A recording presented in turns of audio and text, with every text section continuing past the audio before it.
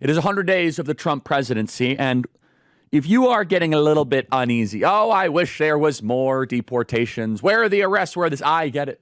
We're here to air all those grievances. In fact, today is a day where we understand that it could be Festivus every day here on the Charlie Kirk Show. The airing of grievances. But what I will not tolerate is whining, complaining. Because all we have to do is look to the north. All we have to do is to look to our neighbor to say, you know what? We have it pretty good here. We have it pretty awesome. We have a president and administration every day that is fighting for the American people, and they're getting things together. They are reconfiguring the U.S. government to represent our country because, boy, what happened last night in Canada is awfully depressing. We're going to be spending almost the entire hour talking about what's happened in Canada and contrast it with what's happening here. There's a fair amount of people that just want to try to find something wrong with President Trump's administration. Oh, we shouldn't have deported that guy. A lot of should-haves, but time out, guys. Understand that we could have a Prime Minister Carney. We could have a catastrophe on our hands. Canada, being our neighbor to the north, has indulged the last 40 years in liberal government. And their decline is steep. 16 years. Huge explosion of housing prices. A incomprehensible immigration flood. Like hard to even grasp. And interestingly, the election last night, which was the election of Mr. Carney as Prime Minister, the patterns of what we're seeing in Canada are eerily similar to that in America. Get this. Canadians over the age of 60 and over are by far the most likely to vote for Carney because they thought he was good at dealing with Donald Trump. For younger voters, very similar to here in America, they wanted to reduce the cost of living. So I think I could be a little bit more candid because whenever I say anything about baby boomers, I get thousands of nasty emails as if people must be defensive of their generation like I'm attacking your family. It's very bizarre to me. But how about this? Canadian baby boomers don't care about the future of Canada. Now, if I get criticism from that statement, I will shrug my shoulders and laugh. You would think the way the West was built was with a intergenerational social compact. I, at age 60, am going to sacrifice for future generations. I might not have the life that I want, but my kids will, and that will give me satisfaction. That is how you build a country. That is how civilization improves. When you have delayed gratification, it's how you leave a legacy. And we saw a window into the perverse moral nature that now dominates the West. And Canada was way worse than America, but both of our countries were terrible during the lockdowns. During the lockdowns, we saw we will sacrifice the youth to save the old mantra. Very troubling. Few people isolated this and pinpointed this. And we kind of just all believed it. Yeah, we're going to ruin our kids' lives so that we can have a better 5 years. When has that ever been the case of a Western value? That is a soft form of child sacrifice. So we're going to have young people have a worse time off. They're going to be masked. They're going to be more suicidal. They're going to be more alcohol addicted, more drug addicted, more isolated, less likely to be part of a community. But hey, at least I'm making sure that I don't get COVID, even though it wasn't nearly the threat that people thought it was. Not even close. And in Canada, we saw with the results last evening, Mr. Carney defeated the Conservative insurgency, which had a massive lead just a month and a half ago. And to be honest, President Trump's issuing of tariffs against Canada helped the Liberal Party in Canada, which, interestingly, the Conservative Party very well should have positioned themselves as a way to benefit from it. But Canadian voters said, oh, Trump is a Conservative Party. We want to stay liberal. The amount of people that Canada is bringing in through mass migration will destroy Canada. Canada's already basically destroyed. It's 1 million people a year. Canada is literally falling apart. Its average home price is tens of thousands of dollars higher than here in America. Even though Canada has nothing but space and lower incomes than America, it is a choice. Think you're getting enough nutrition from your food? Think again. Right now, it takes 3 carrots to get the same nutrition as 1 carrot from 100 years ago. Our food supply has been hijacked by big agencies, stripped of the minerals your body needs to function at its best. Dr. Linus Pauling, a 2-time Nobel laureate, saw this coming. He warned, quote, "The world is sick due to a lack of minerals in our foods. Most supplements today give you 12 essential minerals, but your body needs at least 60 to thrive. That's why Immuno 150, Immuno 150 is a game changer, delivering 13 essential vitamins, 70 plant-based minerals, and 68 additional nutrients. This administration is going to make America healthy again, but it's our job to be informed and make good choices. Immuno 150 gets you on track for better health. Visit Immuno150.com. That's Immuno150.com, or call 855-593-5500 to get yours. It's time to take back control of our nutrition. And you look at now 100 days. 100 days of President Trump, the contrast and the difference. And you should be saying your prayers of gratitude today. Thank you, Lord, for saving us. Thank you, Lord, for giving us the grace, because Canada, we are going to be neighboring a semi-Soviet country soon. It's not an exaggeration. We have a border. We are putting the American worker first. And I've always said to reporters or people on campus, Charlie, what do you disagree with President Trump on? And I kind of jokingly but very seriously say, man, I don't want Canada as our 51st state. Why would we want this state? They're more to the left than even our most liberal state. Why would we want them as our 51st state? And now Canada is in a irreversible death spiral, held captive by environmentalism, mass migration, critical theory. It is every dynamic imaginable packaged.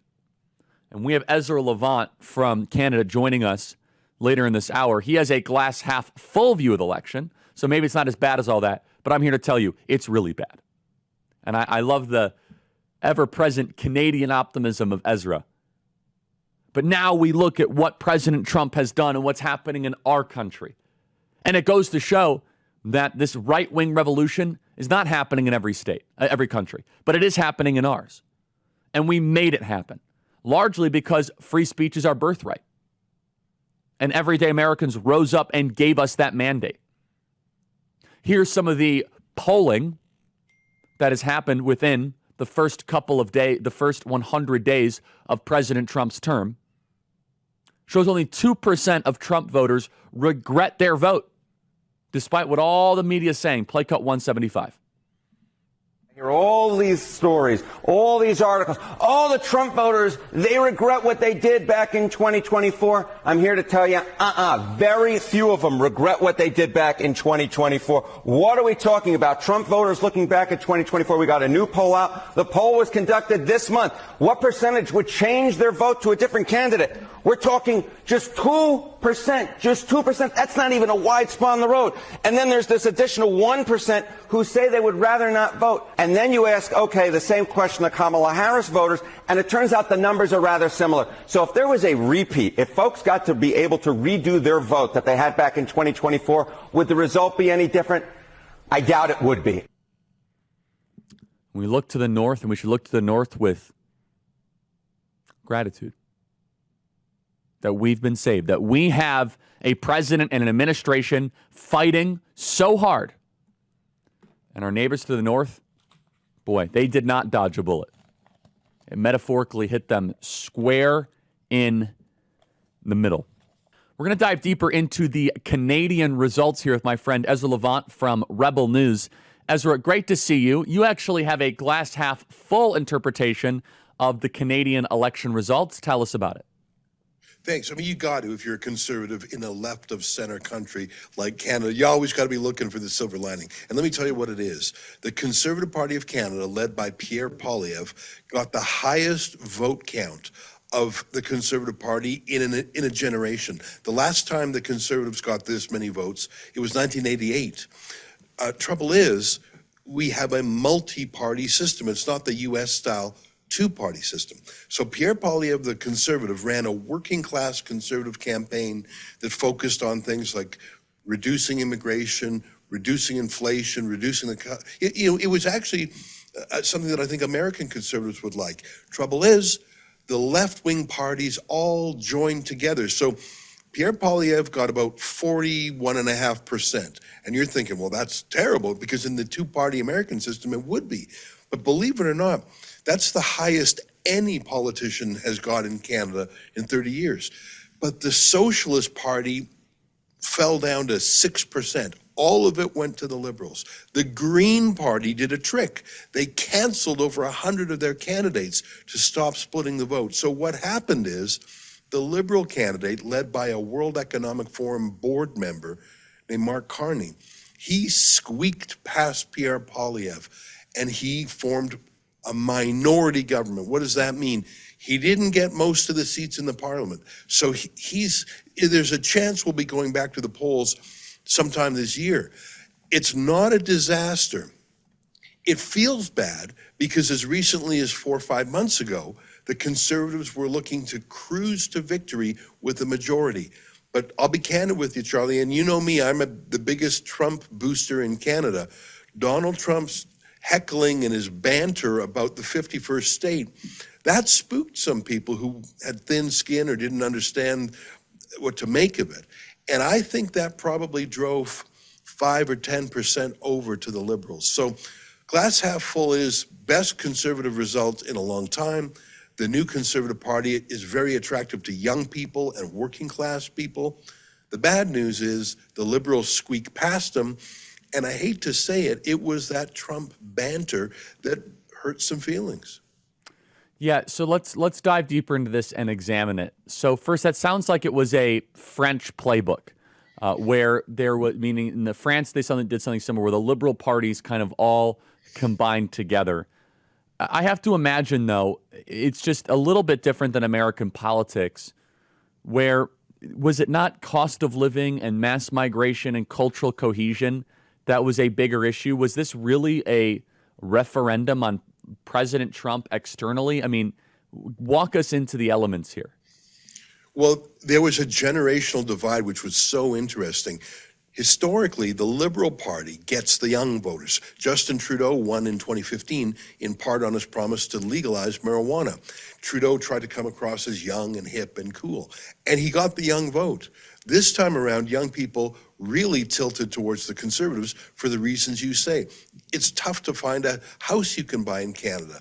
Mass immigration has driven down wages and pushed up housing costs. So immigration was the subtle driver of all, not so subtle driver of all these things. Crime is there's a huge crime wave in Canada. In many ways, we're now actually more violent than the United States, which has never happened before. And finally, we have big pro-Hamas street marches, things that, I mean, occasionally you see them in the United States, but they're a weekly thing in Canada. So yes, immigration was at play, but it was a generational thing. Young people feel a little bit hopeless. They can't buy a house. They can barely afford to get ahead. And they see that mass immigration is driving those things. Whereas boomers and seniors, they've already got their home paid off. So they don't care if house prices rise. That's good for them. They don't really pay income taxes because they don't work anymore. And I think that they're oblivious to some of the street battles in Canada over race and ethnicity, diaspora politics. So the boomers and the seniors could afford the luxury political belief of being offended by Donald Trump. Like, imagine that is driving your vote for your prime minister. Who's going to push back at Trump's heckles? That is not a serious reason to vote for someone, because that, like I say, it's a luxury belief you can only afford if everything else in your life is going right. Young people didn't really care about the Trump tweets, but boomers and seniors, especially liberal-minded boomers and seniors, they cared a lot. So it's a luxury belief to be so offended at Trump that you can basically crap on your kid's future. And luxury beliefs are something we talk about a lot on this program. Okay, so you are rather hopeful, actually, about the future of Canadian politics based on your analysis and your interpretation. Just kind of let's take a step back. What does an election look like? Is there a lot of money being spent? How much money was spent on this? Was it campaigning across the country? I know that it was a rather truncated or a rather compressed election season. So educate us on what Canadian elections look like. Canadian elections, there's a 5-week period where everyone goes full guns. Now, obviously, everything before that, there's sort of have the campaign in mind, but there's an intensity of those last 5 weeks. In Canada, the government has nationalized leaders' debates. So there was an official government-run leaders' debate halfway through, and typically people really pay attention to those. There is a lot of money being spent. Canada's about 1/10 the size of the U.S., and we probably had 1/10 the size of the budget. But the campaigns have their campaign jets, and it's all about IDing your vote and get out the vote. Obviously, a lot of the campaigning is digital. So it's very much like an American campaign. In fact, the Liberals typically have campaign advisors from the Democrats. Let me tell you a quirky thing. Mark Carney and another candidate named Evan Solomon, they're basically run by a globalist lobby group in New York called the Eurasia Group. It's sort of weird how that, it's in New York City, but it was sort of running the campaign for the Liberal Party in Canada. Justin Trudeau's former mentor works at the Eurasia Group, and that's where Mark Carney, the Prime Minister, his wife works. Like this little office in New York is basically being the puppet master for Canada. It's a little bit weird. There's a lot of foreign interference in our election, I should mention. In the last election, the Chinese Communist Party was found to be interfering in 11 different districts. This election, it was even worse. In fact, one candidate had to step down because he was a Chinese-Canadian candidate who said, if you kidnap my opponent and take him to the Chinese consulate, you'll get $1 million bounty. I know what I said just sounded insane, but he said it 3 times, and finally he resigned as the candidate to be replaced by another Chinese Communist Party candidate, a police officer, Chinese-Canadian police officer, who would attend Chinese Communist Party events in his police uniform, sing communist songs. Like the hand of China is very apparent in our politics. In fact, our new Prime Minister, Mark Carney, you may know that he was the chair of Brookfield Asset Management, which is like a slightly smaller BlackRock. He's met with Xi Jinping. He's done huge business deals in China. He took a $250 million loan from China. So we have a real China problem in Canada. There are great, loyal, freedom-oriented Chinese Canadians fighting against that. But the Mark Carney government is as pro-China as you can get. Let me throw one last thing at you, Charlie. Canadian politicians were sort of heckling back at Donald Trump. I know you didn't hear it because it was for Canadian domestic consumption. It was sort of, can you prove who is the toughest to stand up to Trump? That was a campaign thing to juice the turnout that we talked about, those sensitive boomers and seniors. But last night, after the votes were counted, Mark Carney, the new Liberal Prime Minister, the former World Economic Forum board member, the former chair of Brookfield Asset Management, he takes the stage for his acceptance speech. Campaign's over now. Now he has to think like a prime minister. He goes extra hard at Donald Trump. He says that Canada and the US will never have the same relation again. He will reorient Canada. If he gets his way, he will realign us with communist China. So it wasn't just a campaign trick. It wasn't just a way, his anti-Americanism wasn't just a tactic. He deeply believes in it. This guy is the ultimate globalist. I think I told you before, he has 3 passports. He has a home in the United Kingdom, a home in New York City. I don't think he's actually been back in Canada for more than a few weeks. I flew to the Isle of Man 2 weeks ago because he had set up a shell company with a strawman director there. I don't even know what country he pays his taxes in. We are dealing with someone who truly is the World Economic Forum. But I mean, just really quick though, and it's just, I have the 30 seconds. We'll pick it up after the break though. All of that is true. Then how was the Canadian polity so bamboozled by this guy? Is it because you don't have free speech and you don't have alternative media to be able to get this message out? There's some anti-Americanism in Canada. Our media is so concentrated, it would be as if PBS was larger than all other media combined. That's our CBC state broadcaster. And I say again, despite all that, Pierre Poilievre did exceedingly well. It just wasn't good enough given the France-style trick you mentioned, where they all unified behind the lefty. It was close, though. The Liberal only beat the Conservative by 2%. So don't write us off yet, Charlie. That's why I'm not gloomy. Glass half full. I think Poilievre will win it within the next year, and we'll be smiling again. Can you talk and speak to the importance of what you wish you had as far as alternative media and free speech? What if Canada had so Canada's like the size of California. So just in California, imagine if you had free media, open media, alternative media, influencers, and laws that allow you to do those things. What would Canada look like? It would be completely different. We are constantly fighting for even basic freedom of speech and freedom of the press, and it is a very costly battle because we do not have the First Amendment. We have something that's sort of a photocopy of a photocopy of a photocopy version of the First Amendment, but it's subject to so many limitations. We rely on it to fight back all the time. I mentioned earlier that there's a leaders' debate that the government runs here. That's weird in itself. But why would Trudeau nationalize the debates? The answer is to choose who gets to attend, including journalists. Twice, Rebel News was banned from attending, simply because they didn't like our conservative tilt. Twice, we managed to go to the federal court and get a court order allowing us in. So the freedom of speech is there enough that occasionally we can win, but we're always running to the courts because there's a political culture that doesn't value free speech anymore. We have things called the human rights commissions, which are nothing of the sort. They basically weaponize any complaints that you're making mean tweets. Justin Trudeau introduced a terrifying bill called C-63, the Online Harms Act, that would have made it literally against the law to hurt people's feelings. And truth is not a defense. Fair comment is not a defense. Religious conviction is not a defense. That bill was sort of evaporated by the election, but I believe Mark Carney is going to reintroduce it. Let me tell you, freedom of speech is the most important freedom because with it, you can fight to recover all the others.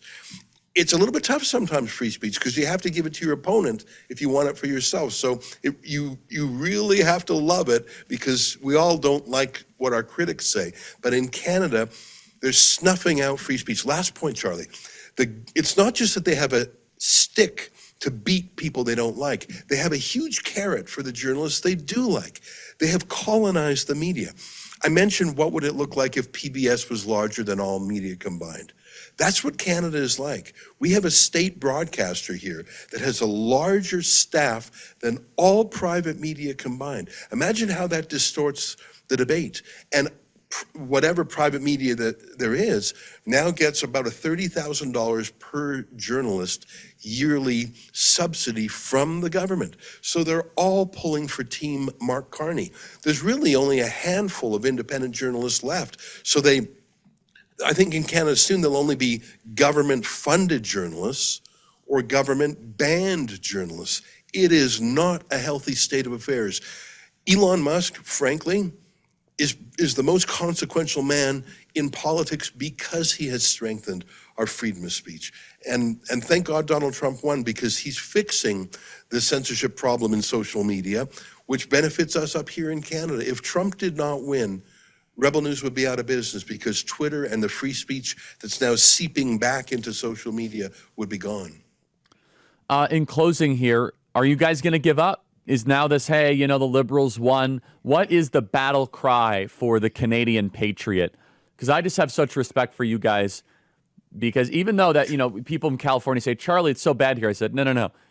Go to Ontario. Go to Toronto. Yeah. Go to Ottawa. Yeah. Are you going to give up? 1 minute remaining, Ezra. No, I love this is my home. I mean, for generations, my family being here. This is my country. I'm not going to give it up without a fight. We fought during the COVID lockdowns, which were extreme up here. Remember the Canadian truckers? Oh, of course they I do. came and they broke the fever and they set an example for the world. And remember, no politicians supported them. They didn't have a big super PAC behind them. It was grassroots people saying enough is enough. That inspires me, those truckers. So we're going to keep fighting. And again, I'm a glass half full guy. The Conservative leader of Canada got the highest vote that his party has received in a generation. I think that he'll break through next time. He's got a conservative working class coalition, including young people. It's pretty unique around the world. I think it can win. And I would just say to our American friends, don't give up on us. Don't annex us. You don't need to. You already have a free trade agreement that'll give you all the oil and gas and minerals you can buy. So you don't need to annex us. That spooked Canadians. That's frankly a reason why the Liberals eked out a win. But let's get back to being best friends. You can be Batman and we'll be Robin. We're the junior partner in the friendship. But let's be best friends again is what I have to say. Ezra, God bless you, my friend. Hope to see you soon. It's a depressing picture from my view, but your optimism and positivity is remarkable and noteworthy. Thank you. Thanks, Charlie.